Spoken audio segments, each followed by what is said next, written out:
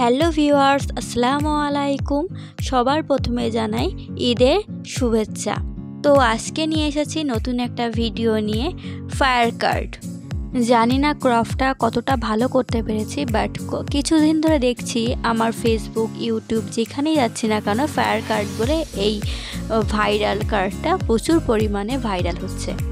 তো আমিও ভাবলাম যে যাক ঈদের ক্রাফটের উপরে একটা ভিডিও বানানো যাক, তো তোমাদের কাছে শেয়ারও করা যাবে, প্লাস আমার নতুন একটা আমি অভিজ্ঞতা পাবো এটার উপরে।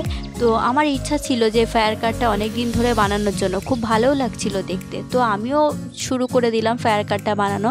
জানি না তোমাদের কতটা ভালো লেগেছে, কি আমি কতটা ভালো করতে পেরেছি, তবুও কিছুটা হলেও চেষ্টা করেছি ঈদ স্পেশাল করে এই কার্ডটা বানানোর জন্য।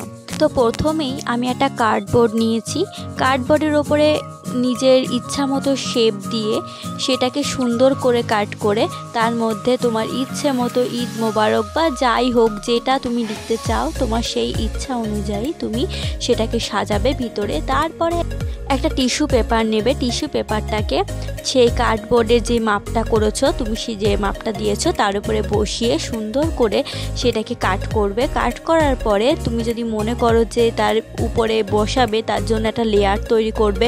তো তুমি যদি মনে করো একটা বাক্স নিয়ে করতে চাও সেটাও করতে পারো।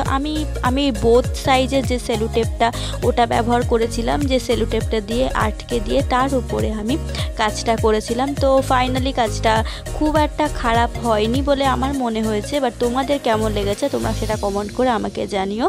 তো আরও নতুন নতুন ভিডিওর আইডিয়া যদি তোমাদের কাছে থেকে থাকে তাহলে সেটা তোমরা আমাকে শেয়ার করতে পারো কমেন্টের মাধ্যমে। আমি যতটা পারবো চেষ্টা করব সেই আইডিয়া অনুযায়ী কিছু ক্রাফট তৈরি করার জন্য।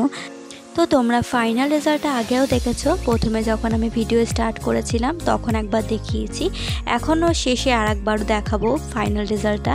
জানি না তোমাদের কতটা ভালো লেগেছে কি না লেগেছে, তো সেটা তোমরা আমাকে কমেন্টের মাধ্যমে জানিও।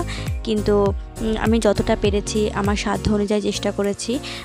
তো দেখা হচ্ছে নেক্সট ভিডিওতে, টাটা।